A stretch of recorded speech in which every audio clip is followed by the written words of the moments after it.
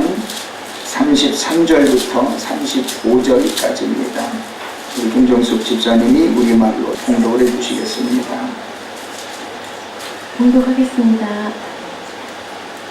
또 비유로 말씀하시되 천국은 마치 여자가 가르서 말 속에 갖다 넣어 전부 부풀게 한 누룩과 같습니다.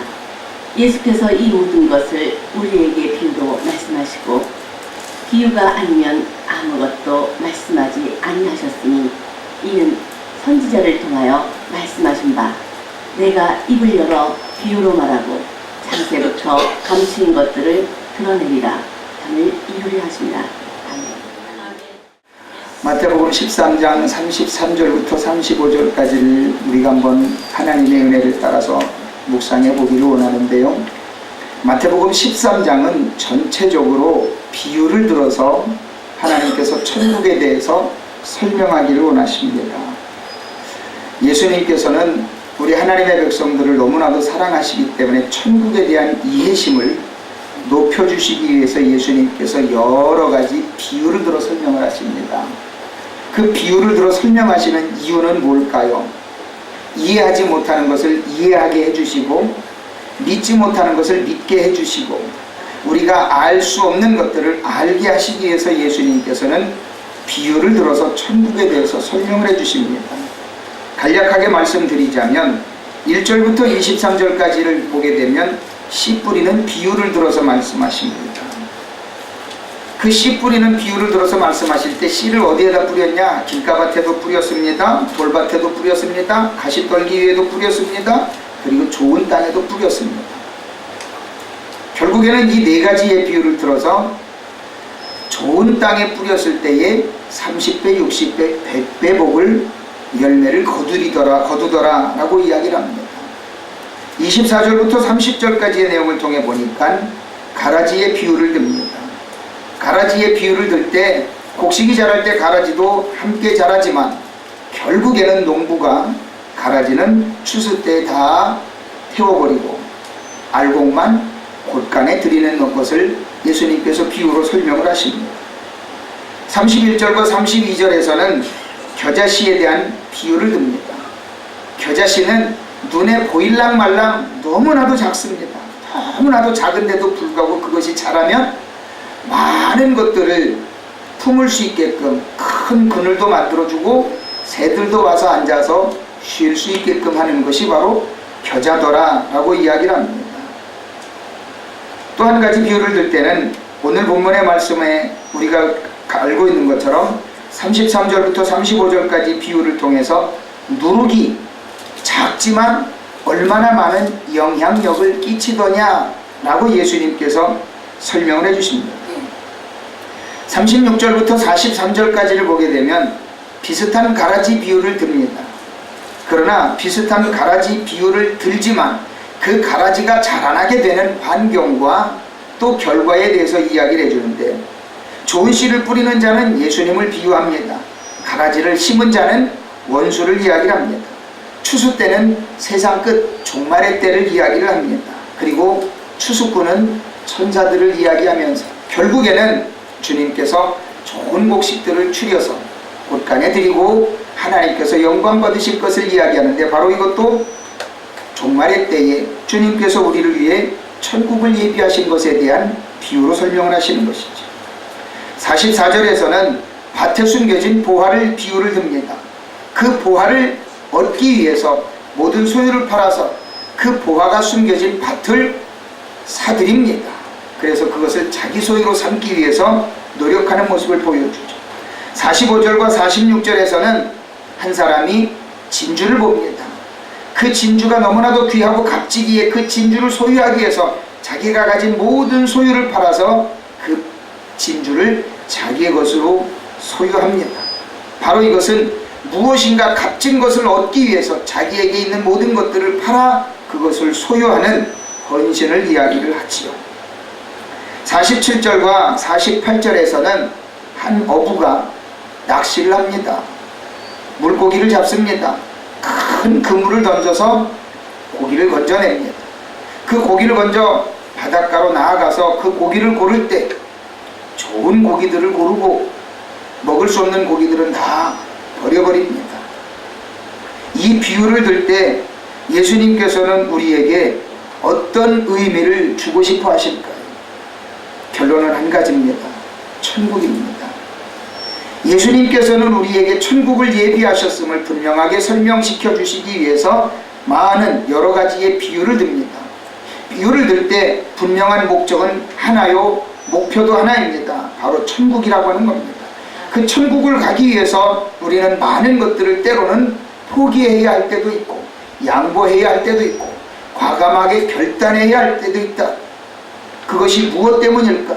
주님께서 우리를 위해 예비하신 그 천국이 우리에게는 이 세상의 무엇보다도 가장 중요하기 때문에, 우리가 순간순간 그것이 우리에게는 가장 값진 것 같지만 천국을 위해서는 과감하게 결단해야 하고 때로는 포기해야 할 때도 있다라는 것을 예수님께서 비유를 들어 설명하시는 것을 보게 됩니다.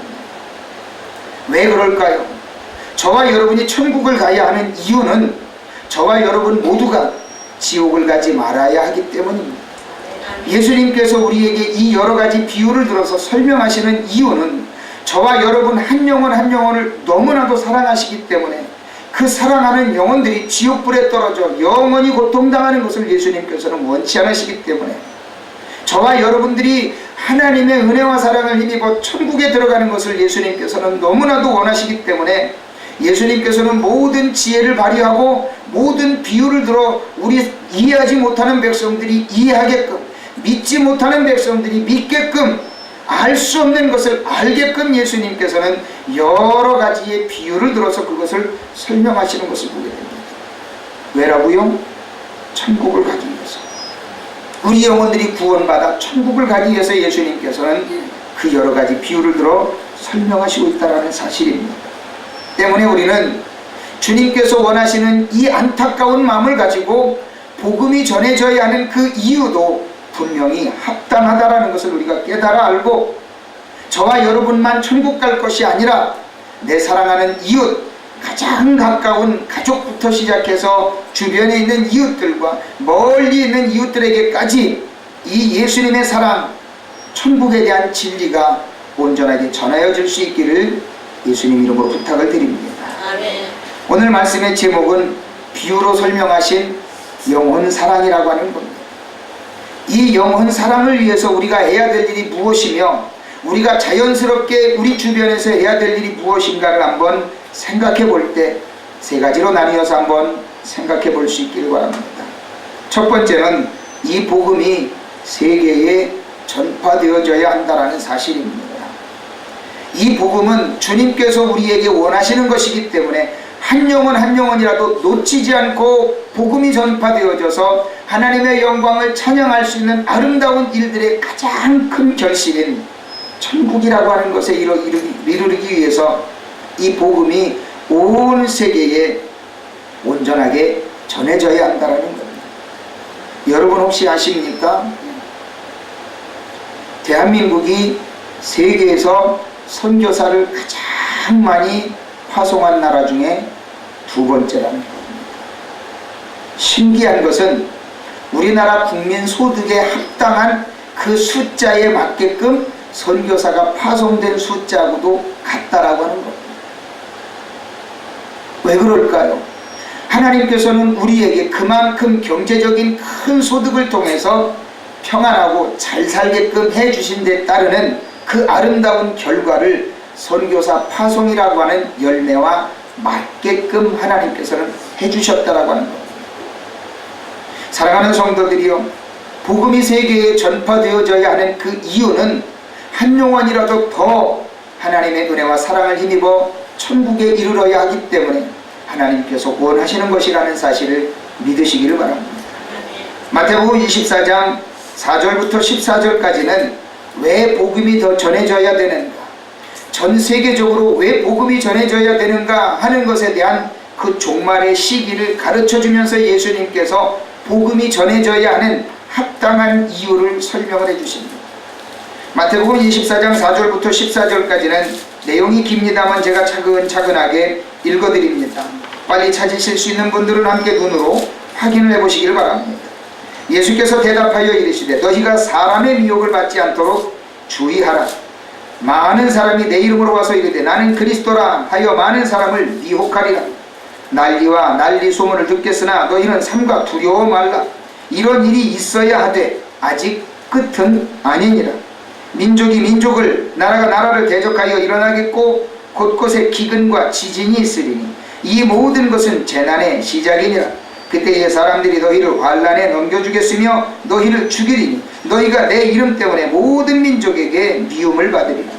그때에 많은 사람이 실족하게 되어 서로 잡아주고 서로 미워하겠으며 거짓 선지자가 많이 일어나 많은 사람을 미혹하겠으며 불법이 성함으로 많은 사람의 사랑이 식어지리라. 그러나 끝까지 견디는 자는 구원을 얻으리라. 이 천국 복음이 모든 민족에게 증언되기 위하여 온 세상에 전파되리니 그제야 끝이 오리라. 아멘. 예수님을 믿는다는 단 한 가지 이유만으로 모든 민족이 우리를 핍박하는 시기가 되어졌습니다. 왜 그럴까요? 종말의 때가 다가오기 때문에. 저는 유튜브를 요즘 자주 봅니다. 선교의 자료를 보기 위해서 많이 찾아보고 있는데 안타까운 사실 한 가지가 있습니다. 지금도 이슬람은 기독교인들을 붙잡아다가 줄줄이 세워놓고 해변가에 손을 뒤로 묶어놓고 푼 다음에 현장에서 목을 자릅니다. 그리고 그 목을 등 위에 올려놓고 전시를 합니다. 무엇 때문에? 예수 믿는다는 이유 때문에. 인도에서는 많은 그리스도인들을 붙잡아다가 공개적으로 길거리에서 사람을 몽둥이로, 주먹으로, 발로 때려서 죽입니다. 아프리카에서는 예배드리고 나오던 그 성도들을 바깥에서 동네 사람들이 기다리고 있다가 몽둥이로, 돌멩이로 쳐서 죽입니다. 가장 가슴 아픈 영상 한 가지는 인도의 어떤 젊은 청소년, 소녀입니다. 아마 10대 후반쯤 된 것 같습니다. 생기기도 이쁘게 잘생겼습니다. 근데 그 여자아이는 동네에서 공개적으로 매질을 당합니다. 그 연약한 여자아이를, 청소년 아이를 동네 사람들이 모여서 매질을 합니다. 그리고는 석유를 붓습니다. 불을 붙여버립니다. 이 자매는 너무너무 고통스러워서 소리 지르다가 이제는 소리도 안 나옵니다. 몸에 붙은 불을 꺼보려고 뒹굴다가 노력하다가 결국에는 힘에 붙여 그냥 엎어져 있습니다. 그런데 어떤 남자가 다가가더니 거기다가 소리를 한 번 더 뿌립니다. 왜 이럴까요? 예수 믿는다는 이유 하나만으로 많은 이들이 핍박을 당합니다. 그럴 때가 지금 왔다라는 겁니다. 바로 마태복음 24장에서 예수님께서 설명해 주시는 그 시대가, 종말의 때가 왔습니다. 그렇다고 여러분들 예수님을 믿는 것을 포기하시겠습니까? 포기하는 순간 여러분들은 지옥을 가는 걸 텐데, 여러분들이 과연 그런 순간이 오면 나 예수님 안 믿을 테니까 나 좀 살려주시오라고 비굴하게 구걸하시겠습니까? 그런 때가 오기 전에 저와 여러분들은 분명 주님께 들림받아 가야 될 그 순간을 사모하며 열정 어린 기도를 해야 되겠지만요, 이 시기를 깨달아 알고 우리는 주님 앞에 주님께서 원하시는 그 생명의 복음을 전하는 아름다운 믿음의 백성들로 가야 될 것을 우리는 분명히 확신하게 됩니다. 이 마태복음 24장 4절부터 14절까지의 같은 내용을 마가복음 13장 10절에서는 간단하게 간략하게 이야기합니다. 또 복음이 먼저 만국에 전파되어야 할 것이니라 라고 말씀하십니다. 예수님께서 부활하시고 난 뒤에 승천하시기 직전까지 제자들에게 당부했던 말씀이 누가복음 24장 47절과 48절에서는 이렇게 간략하게 기록됩니다. 또 그의 이름으로 죄사함을 얻게 하는 회개가 예루살렘으로부터 시작하여 모든 족속에게 전파될 것이 기록되었으니 너희는 이 모든 일의 증인이라 라고 말씀합니다. 증인은 어떤 것을 의미합니까? 내가 본 것을 사실대로 이야기하는 것이 증인입니다. 저와 여러분들이 예수님을 믿고 영생을 얻고 영원한 천국에 이르게 된 그 확신을 저와 여러분들이 하나도 가감없이 분명하게 전해 주어야 합니다. 이것이 증인된 자로서의 삶입니다. 증인이 그 증인을 올바르게 하지 못하게 되면 어떻게 됩니까? 그 증인은 거짓된 자가 됩니다.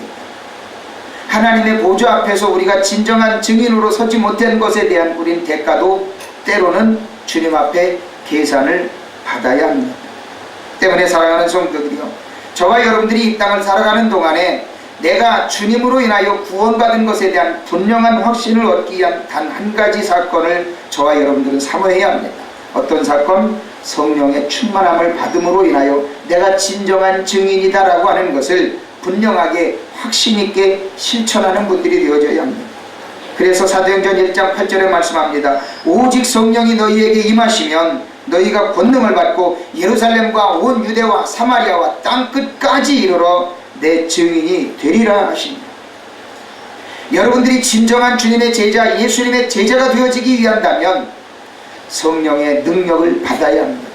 성령의 능력을 받아야만 내가 순교하는 그 순간이 오더라도 비굴하지 않게 주님을 부인하지 않을 수 있는 굳건한 믿음에 설 수 있을 것이며, 아니 그런 일이 당하기 전에 주님께서 나를 불러주시기까지 나는 과연 얼마나 많은 영혼들을 위하여 복음의 나팔을 불었는가를 주님 앞에 계산을 받게 된다는 사실을 기억하시면서, 주님, 나도 이제는 내가 구원받은 것에만 국한되지 않고 내가 복음을 전하는 진정한 증인으로 온 세계를 향하여 복음을 전할 수 있는 진정한 복음의 일꾼이 되어지기를 원합니다. 기도하실 수 있는, 작정하실 수 있는 저와 여러분이 되시기를 예수 그리스도 이름으로 축원을 드립니다.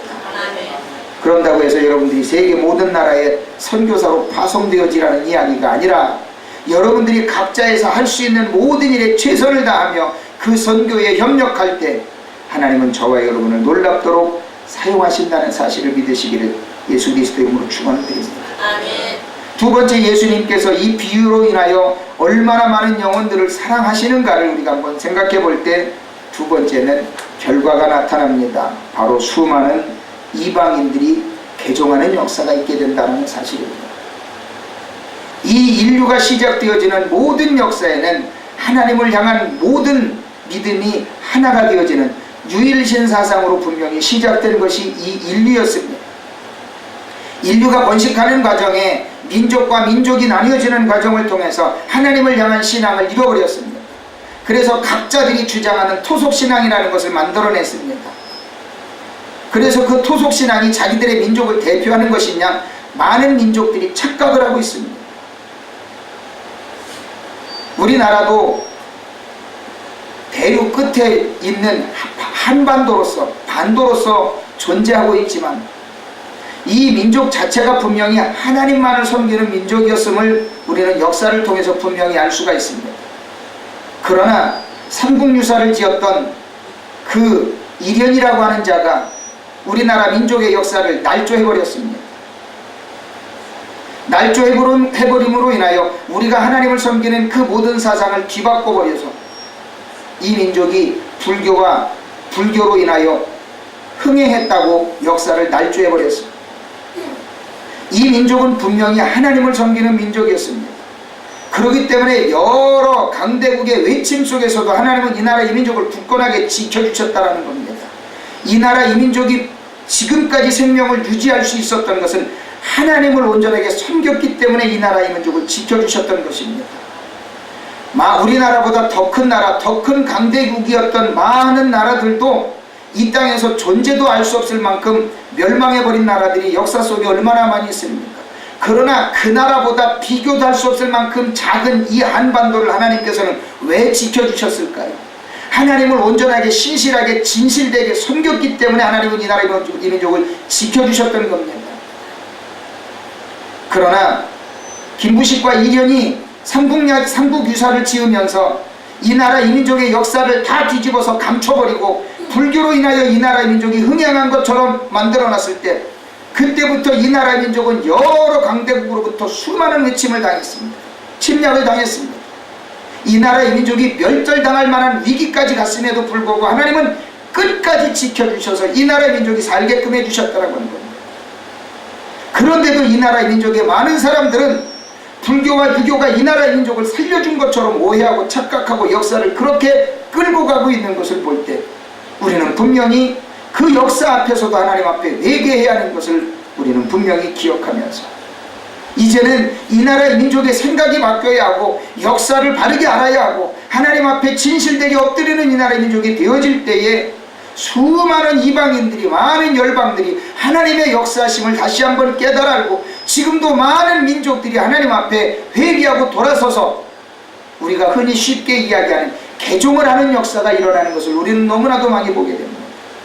이거는 개종이 아니라 돌아오는 겁니다. 말이 좋아서 개종이지, 우리는 분명히 하나님을 섬기는 온 인류였음에도 불구하고 하나님을 배반했던 그 배반에서 다시 돌아오는 개종이 아닌 회귀가 되어져야 된다는 것이 분명한 단어의 사용법이 아니겠습니까?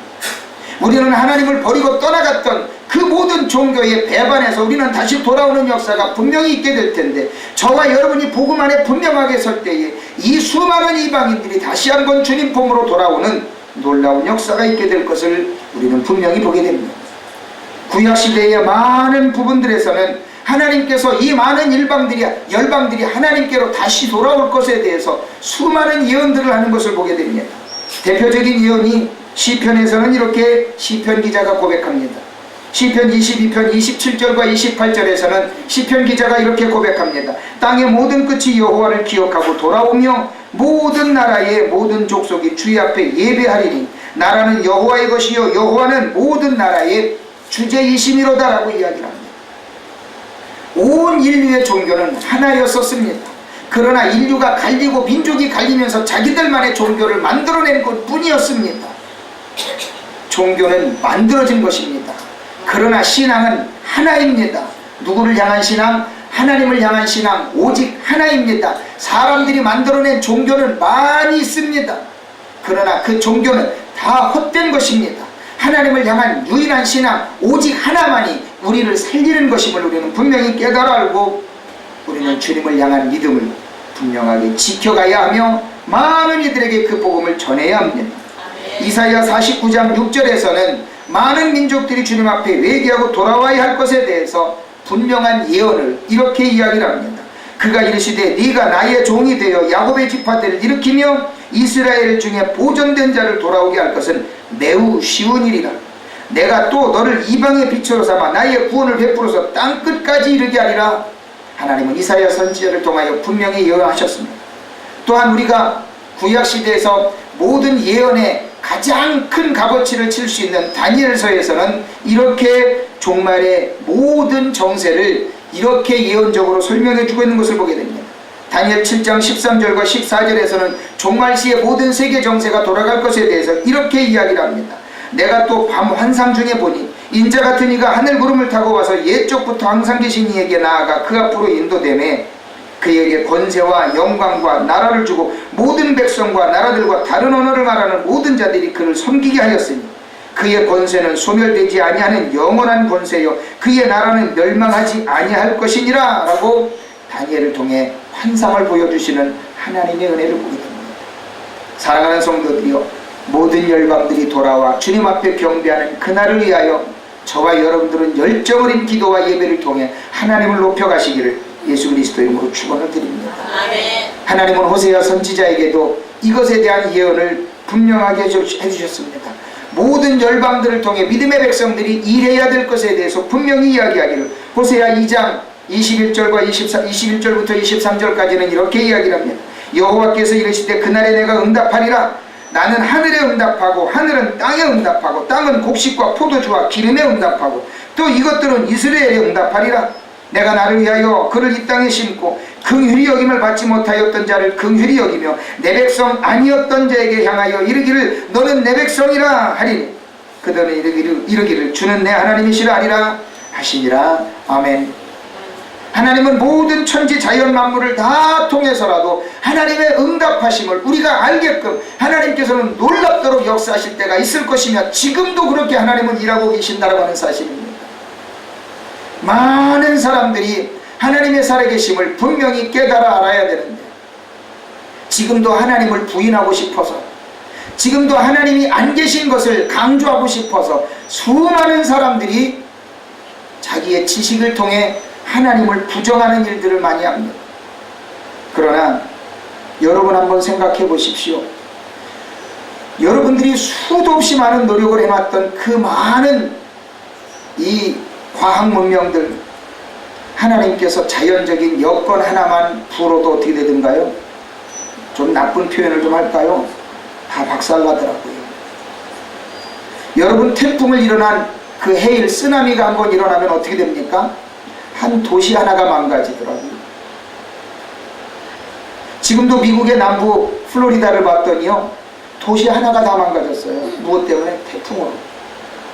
그 많은 문명이, 자기들이 만들어놨던 많은 문화 도시가 어떻게 됐나요? 태풍 하나에 망가졌습니다. 이것은 무엇을 이야기합니까? 부정적인 면으로 보면 재앙이라고 하지만 긍정적인 면에서 보면 하나님께서 우리에게 원하시는 경고의 말씀인 것, 경고의 사인인 것을 우리는 봐야 합니다. 그러면 어떤 분들은 이렇게 이야기해요. 왜 하나님은 꼭 그렇게 경고를 합니까? 왜 하나님은 꼭 그렇게 망가뜨리면서까지 경고를 합니까? 라고 이야기를 하는 분들이 있어요. 해도 말을 안 들으니까, 경고를 해도 안 들으니까 하나님은 그렇게라도 경고를 하시는 것 아니겠습니까? 하나님이 오죽하면 그렇게 경고를 하겠습니까? 아니라고 그렇게 이야기를 해도 자기들은 끝까지 못하겠다라고 버티니까 하나님은 그렇게라도 경고를 하는 것 아니겠냐고요. 하나님이 살아계신 것 그렇게 보여줘도 자기는 끝까지 아니래요. 하나님은 없대요. 하나님은 안 살아있대요. 그러니 하나님은 결국에는 그렇게 해서라도 보여주는 게 재앙 아니겠냐고요. 진작에 돌아섰으면, 진작에 하나님을 인정했으면 하나님이 그렇게까지 보여주겠냐 그겁니다. 때문에 사랑하는 성도들이요, 하나님은 분명히 살아계십니다. 아멘. 하나님은 분명히 천지만물을 주관하십니다. 아멘. 그것을 위해서 저와 여러분들이 마음의 문을 열고 하나님을 고백하고 인정해야 하는 것입니다.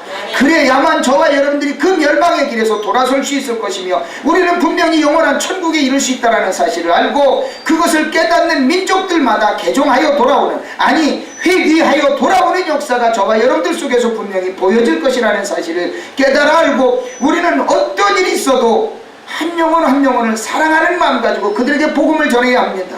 안 믿으려고 나는 아니라고, 나는 내 생각과 안 맞고 내 사상과 안 맞아서 나는 도저히 예수님을 못 믿겠다라고 이야기하는 분들, 그들을 향하여 분명히 복음을 전해야 합니다. 지금도 주변에는 수많은 이들이 복음을 전하는 과정에 저에게 그런 이야기들을 합니다. 저는 교회 가면 성격이 안 맞는데요, 내 생각하고는 안 맞는데요. 그런 분들 여러분들 주변에도 많이 있죠. 저만 그것을 느끼는 게 아니잖아요. 여러분들 주변에 많은 자들에게 복음을 전하면, 나는 교회만 가면 내 생각과 안 맞는 게 너무나도 많대요. 그리고 자기 성격과 안 맞는데 답답해서 못 앉아 있겠대요. 몸이 꼬여서 못 앉아 있겠대요. 왜 그럴까요? 복음의 진리를 모르니 당연히 그럴 수밖에요. 그러나 복음의 진리를 안다면 우리는 그 복음의 진리 앞에 나 자신이 분명히 깨어지게 된다는 것. 모든 열방들이 개종, 아니 회귀하여 돌아오는 역사를 바라보면서 꿈꾸며 주님의 말씀을 전하는 저와 여러분들이 되시기를 예수 그리스도 이름으로 축원을 드립니다. 세 번째 우리에게 주어지는 것을 한번 생각해 본다면, 예수님께서 비유로 설명하신 그 영혼 사랑의 모든 것들을 과연 어떻게 감당해야 할까요? 세 번째로는 교회가 감당해야 된다라고 합니다. 많은 영혼들을 살리는 과정에 있어서 유형, 무형의 교회가 그것을 감당해야 합니다. 유형의 교회는 어떤 것을 이야기합니까? 바로 건물로 지어진 이 교회가 감당해야 하지만, 무형의 교회는 무엇을 이야기합니까? 그 유형의 교회의 모든 구성원인 무형의 교회, 저와 여러분 한 분 한 분이 이 영혼을 사랑하고자 하는 많은 일들을 감당해야 된다라고 하는 겁니다. 마태복음 28장 18절부터 20절까지는 말씀합니다. 예수께서 나와 일러 가라사대, 하늘과 땅의 모든 권세를 내게 주셨으니 너희는 가서 모든 족속으로 제자를 삼아 아버지와 아들과 성령의 이름으로 세례를 주고 내가 너희에게 분부한 모든 것을 가르쳐 지키게 하라. 볼지어다 내가 세상 끝날까지 너희와 항상 함께 있으리라 말씀하십니다. 예수께서 승천하시면서 왜 이 명령을 우리에게 하셨을까요? 예수님께서는 십자가 사역을 감당하시면서까지 내가 너희들을 너무나도 사랑한다, 너로 온 인류의 죄를 다 씻어주었다라고 예수님께서는 분명하게 확신하고 가르치시고 난 뒤에 승천하시면서 이 진리를 모든 열방들에게 전하게끔, 모든 족속들에게 전하게끔 예수님께서는 명령을 하셨다라고 하는 겁니다. 때문에 사랑하는 성도들이요, 나는 못해요, 나는 안 돼요 라고 하는 생각 벗어버리시길 바랍니다. 던져버리시길 바랍니다. 아멘. 어떤 분들은 심지어 핑계를 댈 때도 이런 핑계를 대요. 나는 가방끈이 짧아서. 이게 뭘 이야기하는 거예요? 나는 배운 게 없어서라고 이야기를 합니다. 아니에요. 어떤 분은 더 리얼하게 이야기해요. 나는 돈이 없어서. 사랑하는 성도들이요, 그거는요 너무나도 주님께서 보시기에 부끄러운 핑계라는 거예요. 왜 배운 것이 없어서 복음 못 전합니까? 예수 믿으세요가 왜 그렇게 힘듭니까? 예수 믿어야 구원받습니다 말 한마디가 왜 그렇게 힘듭니까? 그럼 어떤 분들은 얘기, 나는 배운 게 없어서 설명을 못 하겠대요. 아니에요. 복음에는 설명이 필요가 없어요. 예수 믿으세요. 예수 믿어야 구원받습니다. 이것처럼 정확한 답이 어디 있어요? 이것처럼 정확한 설명이 어디 있냐고요. 예수 안 믿으면 지옥 가요. 이것처럼 중요한 설명, 이것처럼 정확한 설명이 어디 있습니까? 이것을 무엇으로 설명하겠습니까? 심지어 그것을 못 믿는 사람들을 위해서 하나님은 천국과 지옥을 불러다가 보여주는 경우도 있잖아요. 유튜브의 모든 영상들을 보게 되면요, 나 천국 갔다 왔어요를 너무나도 정확하게 간증하는 분들이 많아요. 이 중에 어떤 청년 하나도 예수님이 이미 보여주셨잖아요. 천국과 지옥을. 안 믿을 사람들을 위해서 보게끔, 알게끔. 여러분들에게 어떤 지식이 있어서 복음을 전해야 한다고요? 아니에요. 여러분들이 가진 것이 있어야 복음을 전한다고요? 아니에요. 여러분들에게 가장 쉬운 것, 가장 정확한 것, 가장 올바른 것, 예수 믿으세요. 예수 믿어야 천국 갑니다. 예수 믿지 않으면 지옥 갑니다. 이것처럼 정확한 답은 없다라고 하는 거예요. 이것을 위해서 저와 여러분들이 주님 앞에 쓰임 받아야 돼요. 유형의 교회, 무형의 교회가 이것을 감당해야 된다는 거예요. 전도는 내게 가장 가까운 이웃들을 위해서 하는 게 전도입니다. 선교는 문화와 민족을 뛰어넘어서 가서 하는 게 선교입니다. 때문에 사랑하는 성도들이요, 전도와 선교는 여러분들이 다 할 수 있는 겁니다. 하지만 하나님께서 주신 은혜 안에서 이것을 감당할 때 내 삶의 틀들이 안에서 하는 전도를 할 수 있느냐, 아니면 내 삶의 능력과 한계를 뛰어넘는, 문화와 민족을 뛰어넘는 선교를 할 수 있는 것이냐, 하나님께서 주신 은혜 안에서 이 모든 것들이 감당되어지는 것이지요. 때문에 사랑하는 성도들이요, 나는 못해요, 나는 안 돼요. 아까 말씀드린 가장 비근한 예로, 나는 가방끈이 짧아서, 나는 돈이 없어서 못하겠어요 라고 하는 핑계 절대 대지 마시기를 바랍니다. 저와 여러분들은 무엇이든지 할 수 있어요. 하나님은 가장 큰 복을 주는 자가 어떤 자일까요? 내 생명을 내걸고 복음 전하는 자. 하나님께서는 가장 크게 사랑하시고 그런 자에게 놀라운 복을 부어주신다는 사실이에요. 저는 지금까지도 많은 하나님의 일을 해오는 과정 속에서 가장 크게 복받은 사람이 누군가를 봤더니요, 따질 필요 없어요.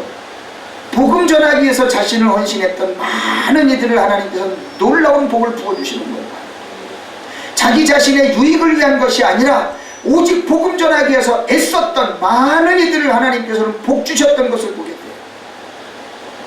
없는 과정 속에서도, 그렇게 쪼달리는 과정 속에서도 하나님의 영광을 위해 생명을 살리기 위하여, 복음 전하기 위하여 하나님께 그렇게 헌신했던 많은 하나님의 자녀들을 보게 되면요, 생각하지 못한 곳에서 하나님께서 도움의 손길을 통해 세계 인류대학에 보내는 경우를 저도 봤고요, 그렇게 어렵고 힘든 과정 속에서도 하나님의 영광을 위하여 헌신할 때마다 자기 자녀를 하나님께서 돌봐주지 못하는 과정 속에서도 그렇게 하나님 앞에 헌신할 때 하나님께서는 그 자녀를 너무나도 아름답게 사랑스럽게 키워주는 것들을 저는 수도 없이 봤습니다. 사랑하는 성도들이요, 저와 여러분들이 이 세상에 가장 가치 있는 것을 어디에 두기를 원하십니까? 교회가 가장 감당해야 될 가장 큰 값어치, 이 복음 전하는 일에 저와 여러분들이 분명하게 이 마음을 다지고 사명을 감당할 때 하나님께서는 분명히 복을 주신다는 사실을 믿으시길 바랍니다. 마가복음 16장 15절부터 18절까지는 우리에게 분명하게 이렇게 명령하십니다. 또 이르시되 너희는 온 천하에 다니며 만민에게 복음을 전파하라. 믿고 세례를 받는 사람은 구원 얻을 것이요 믿지 않는 사람은 정죄를 받으리라.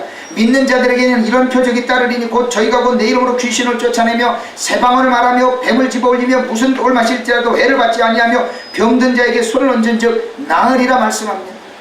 내가 믿음의 사람이라면 당연히 예수를 외쳐야 하고, 내가 믿음의 사람이라면 당연히 예수를 외칠 때에 하나님께서는 당신을 믿도록 하기 위한 분명한 증거를 나타내 주십니다. 병든 자에게 손을 얹은 즉 낫는 역사가 일어나게 될 것이고, 귀신을 쫓아내게 될 것이고, 뱀을 집으며 무슨 독을 마실지라도 해를 받지 않는 놀라운 역사를 저와 여러분의 손을 통해서 분명히 해주신다라고 하는 겁니다. 목사님, 그거는 은사 받은 사람들에게만 나오던데요. 아니에요. 여러분들이 소망하고 그 능력을 드러내고 예수 그리스도를 진정으로 증거하기 위한 믿음이 있을 때에 믿는 자들에게 따르는 표적이라고 분명히 마가복음 16장에서 말씀하고 있지 않습니까? 믿기 위하여, 믿음을 전하기 위하여, 예수를 전하기 위하여 저와 여러분들이 입술을 열 때, 믿음을 발휘할 때 이 능력의 역사가 나타난다는 거예요. 귀신을 쫓아내며 뱀을 집으며 무슨 독을 마실지라도 해를 받지 않는 역사가, 여러분들이 손을 얹어 기도할 때마다 병이 치료받고 하나님의 영광이 나타나는 역사가 믿음을 가진 자들에게는 분명히 나타난다는 사실을 믿으시길 바랍니다. 아멘. 그렇게 될 때에 예수 그리스도를 진정으로 전하는 진정한 증인들이 된다는 사실을 믿으시길 바랍니다. 아멘. 사도 바울은 디모데에게 너는 앞으로 복음을 전하는 목회자가 될 때 꼭 이렇게 좀 해줬으면 좋겠다 라고 하는 당부를 합니다. 신학교가 아님에도 불구하고 사도 바울은 디모데를 데려다가 복음의 일을 잘 가르칩니다. 어떻게 가르칠까요? 디모데 2장 1절부터 7절까지는 복음 사역을 해나가는 과정에 있어서 가장 중요한 부분들, 사명자가 깨달아야 알아야 할 기도생활, 경건생활, 지도자로서 가져야 할 사명감을 이렇게 가르쳐줍니다. 디모데전서 2장 1절부터 7절에 그러므로 내가 첫째로 권하노니 모든 사람을 위하여 간구와 기도와 도구와 감사를 하되, 즉 중보기도를 하는 겁니다. 임금들과 높은 지위에 있는 모든 사람을 위하여 하라. 이는 우리가 모든 경건과 단정함으로 고요하고 평안한 생활을 하려 합니다. 이것이 우리 구주 하나님 앞에 선하고 받으실 만한 것이니 하나님은 모든 사람이 구원을 받으며 진리를 아는 데 이르기를 원하시느니라. 하나님은 한 분이시요 또 하나님과 사람 사이에 중보자도 한 분이시니 곧 사람이신 그리스도 예수라. 그가 모든 사람을 위하여 자기를 대속물로 주셨으니 기약이 이르러 주신 증거니라. 이를 위하여 내가 전파하는 자와 사도로 세움을 입은 것은 정말이요 거짓말이 아니니 믿음과 진리 안에서 내가 이방인의 스승이 되었노라. 아멘. 사도 바울은 디모데에게 이야기하기를 너는 성도들에게 전할 때 복 많이 받는 성도들 되라고 가르치라고 얘기 안 하더라고요. 오직 예수를 올바르게 전하라고 이야기하더라고요. 그 예수가 우리를 위해 죽어주셨음을 분명하게 가르치라고 이야기하더라고요. 그리고 경건한 삶을 살라고 사도 바울은 디모데에게 이야기하더라고요. 그렇게 살아야 하나님께서 우리의 삶에 복을 주시는 것이지 복받은 삶을 먼저 살라고 절대 강조 안 했습니다. 우리가 주님을 향한 진정한 복음 안에 우리가 설 때에 우리는 하나님께서 예비하신 복을 받게 되는 것이지요. 믿으시면 아멘. 때문에 사랑하는 성도들이여, 진리를 위해 사시기 바랍니다. 복음을 위해 사시길 바랍니다. 그럴 때 하나님께서 저와 여러분들이 꿈꾸는 이상의 것으로 충만한 복을 부어주신다는 사실을 믿으실 때 저와 여러분들은 내가 하나님을 향하여 이렇게 사니까 하나님이 이렇게 복 주셨더라 라고 고백할 수 있는 것 아니겠습니까? 하나님이 내게 이렇게 복 주셨으니까 내게 복음 전하는 거야. 아니에요. 순서가 뒤바뀌었어요. 하나님께서 내게 진정한 복음의 진리 안에 살 때 내가 이렇게 복을 받았기 때문에 내가 복음을 전하는 거야 라고 하는 것이 순서 아닐까요? 많은 사람들이 착각합니다. 내게 복을 주셔야 내가 복음 전할 거 아닙니까? 라고 착각하는 분들이 있어요. 아니에요. 내가 복음을 전해야만 하나님께서 내게 복을 주시는 거예요. 믿어지시면 아멘. 그 진리를 실천할 때 저와 여러분들이 하나님 앞에 받은 복을 마음껏 증거하면서 봐라, 내가 하나님을 이렇게 섬기니까 이렇게 복 주시지 않더냐. 저는 여러분들이 하나님 앞에 드리는 예물을 위하여 축복 기도할 때 빠지지 않는 기도가 있잖아요. 하나님, 내가 하나님을 온전하게 섬김으로 인하여 이만한 복 받았노라 간증하는 예물들이 되길 원합니다. 저는 매번 기도하지 않습니까? 저와 여러분들이 그런 기도 안에 분명하게 합당한 삶을 살기 위해서 우리는 어떻게 돼요? 복음의 진리 안에 내가 하나님을 향한 진정한 무형의 교회로서 진정한 성도로서의 사명을 감당할 때 하나님은 저와 여러분에게 놀라운 복을 부어주신다는 사실을 믿으시기를 예수 그리스도 이름으로 축원드립니다. 오늘 말씀의 결론을 드립니다. 저와 여러분은요, 영혼 사랑을 실천하는 진정한 제자로 선택되어졌다는 사실을 확신하시기를 바랍니다. 저와 여러분이 진정한 제자로 주님 앞에 선택되어졌기 때문에 이제는 주님의 뜻에 합당한 제자가 되어져서 하나님의 영광을 마음껏 드러내는 진정한 제자들이 되시기를 예수 그리스도 이름으로 축원을 드립니다. 제자된 삶이 하나님 앞에 드려진다는 것 결코 어려운 것 아닙니다. 여러분들의 마음을 드리고 생각을 드리고 삶을 드리면 진정한 제자가 되는 겁니다. 어떤 특별한 과정을 우리에게 주님께서 요구하시지 않습니다. 내 마음, 내 믿음, 내 생각, 내 삶을 드릴 때 진정한 제자가 됩니다. 오늘 본문이 마태복음 13장이잖아요. 13장 전체를 예수님께서는 다 비유로 설명하시고 난 뒤에 51절과 52절에서는 예수님께서 이렇게 이야기를 하십니다. 51절과 52절 한번 보실래요? 한번 찾으신 분들은 한번 큰 소리로 저와 함께 한번 합독을 해보십니다. 시작. 이 모든 것을 깨달았느냐 하시니 대답하되 그러하오이다. 예수께서 이르시되 그러므로 천국의 제자된 서기관마다 마치 새 것과 옛 것을 그 곳간에서 내오는 집주인과 같으니라. 아멘. 예수님께서는 왜 물어보셨을까요? 다 깨달았니? 잘 알았니? 라고 예수님께서 물어보셔요. 그러자 제자들이 예, 잘 깨달았습니다 라고 이야기하자 예수님께서는 추가로 부연 설명을 한 번 더 해주십니다. 그게 뭐냐면 천국의 제자된 서기관마다, 여기서 이야기하는 천국의 제자된 서기관들은 누구를 이야기합니까? 저와 여러분들처럼 주님의 말씀을 잘 깨달은 예수님의 제자들을 이야기를 합니다. 그러면서 마치 새 것과 옛 것을 곳간에서 내오는 집주인과 같다라고 이야기를 해요. 이것은 무엇을 이야기합니까? 주님의 말씀을 잘 배운 제자들이 영적인 이 지식을 가지고 구원이 필요한 영혼들에게 필요할 때마다 적재적소에서 필요한 말씀들을 잘 적용을 시켜주는 것, 이것이 바로 새 것과 옛 것을 그 곳간에서 시의 기회에 맞게끔 잘 꺼내오는 집주인의 비유를 한 겁니다. 사랑하는 성도들이여, 다시 한번 말씀드립니다. 나는 가방끈이 짧아서 못해요, 나는 돈이 없어서 못해요, 절대 핑계대지 마시길 바랍니다. 저와 여러분들이 진정한 복을 받을 수 있는 가장 큰 방법은 뭐가 되겠습니까? 하나님을 기쁘시게 하는 이 복음을 진정으로 전하는 자들이 되어질 때에 하나님께서 우리 영혼들을 얼마나 사랑하셨는가를 저와 여러분들이 몸으로 이웃들에게 보여줄 때 하나님은 저와 여러분에게 풍성한 복을, 여러분들이 셀 수 없는 복을 하나님께서는 부어주신다는 사실을 믿으시기를 예수 그리스도 이름으로 축원을 드립니다. 기도하겠습니다. 주님,